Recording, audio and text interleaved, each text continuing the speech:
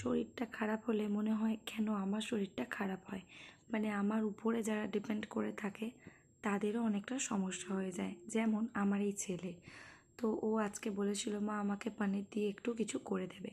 যেহেতু ফ্রিজে অনেকটা পনির ছিল, তো ভেবেছিলাম অন্য কিছু একটা বানিয়ে দেব। তবে শরীরটা যেহেতু খুব খারাপ তাই আর ওইসব করতে পারলাম না। জাস্ট তাওয়ার মধ্যে একটু বাটার নিয়েছিলাম আর কিছুটা পনির এইভাবে বাটারের উপরে দিয়ে দিয়েছিলাম, আর হিটটা একেবারে লো টু মিডিয়াম রেখেছিলাম, না হলে কিন্তু নিচের থেকে পুড়ে যাবে আর পনিরটাও ভিতর থেকে শক্ত হয়ে থাকবে। তো সেই তাওয়ার মধ্যেই বেশ কিছুটা মটরশুঁটি দিয়েছিলাম, আর এই শীতকালে টাটকা মটরশুঁটিগুলো কিন্তু এরকম বাটারে হালকা একটু ফ্রাই করে খেতে খুব ভালো লাগে। তো সেটাই দিয়েছিলাম। আজকে ওর পছন্দেরই প্রায় হয়ে গিয়েছিল, মানে এই মটরশুঁটি পনির এগুলো ওর ভীষণই পছন্দর।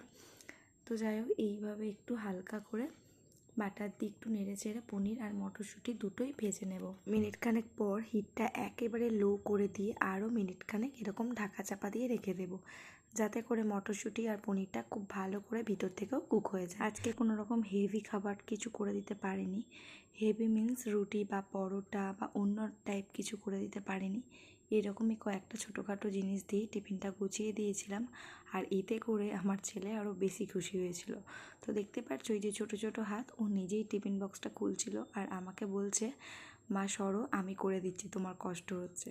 তো যাই হোক, এইগুলো শুনলেও অনেকটা কষ্টটা কম লাগে। মানে যতই হোক বাচ্চাদের মুখে না এরকম ভালো ভালো কথা শুনলে মনে হয় যে কতটাই না ভালোবাসে। যাই হোক, এই করতে করতে আমি এরপর এখানে একটা অ্যাপেল কেটে নিয়েছিলাম, আর এই অ্যাপেলটা আমি প্রায় 1 বাটি জলের মধ্যে একটু সামান্য লবণ দিয়ে একটু ভিজিয়ে রেখেছিলাম।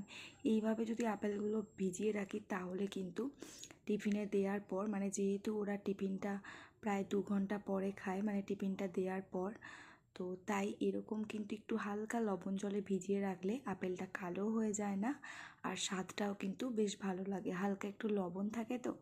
তো যাই হোক, ফলের মধ্যে হালকা একটু লবণ দিলে এমনি খেতে ভালো লাগে। তো তারপর এখানে আমি টিফিনটা গুছিয়ে দিচ্ছিলাম। ওই একটার মধ্যে দিয়েছিলাম পনির আর মটরশুঁটিটা, আর আরেকটার মধ্যে এই আপেলগুলো দিয়েছিলাম। তো কিছুতেই নিয়ে যেতে চাইছিল না, বলছিল আমি আপেলটা খাবো না। তো যেহেতু একটু ছোট আছে তাই অনেকবার করে বুঝিয়েছি যে আজকে যেহেতু একটু সলিড খাবার দিইনি তাহলে কিন্তু খিদে পেয়ে যাবে। আর ফলের মধ্যেও যে অন্যরকম কিছু ফল দেবো ও খুব একটা খেতেও চায় না, মানে এই 2-1 রকম ফল ছাড়া। তো যাই হোক, আপেলটা এইভাবে দিয়েছিলাম, আর তার সাথে একটা ডিম সিদ্ধ দিয়েছিলাম অল্প একটু লবণ আর গোলমরিচ দিয়ে। তোমরাও যদি এরকম সুন্দর সুন্দর টিফিনের রেসিপি দেখতে চাও তাহলে অবশ্যই চ্যানেলটি সাবস্ক্রাইব করে রেখো। আজকের মতো টাটা, দেখা হচ্ছে পরের ভিডিওয়ে।